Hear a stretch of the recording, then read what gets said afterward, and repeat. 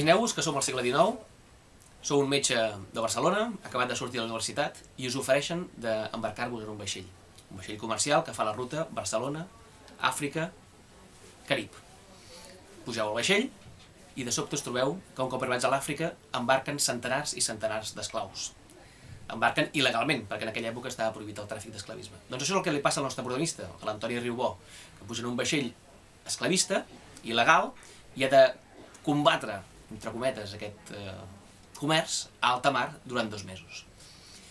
La novel·la es basa en un context històric, real, que és que al segle XIX moltes famílies catalanes es dedicaven al tràfic d'esclaus de forma il·legal, perseguits per les fragates britàniques a l'Atlàntic.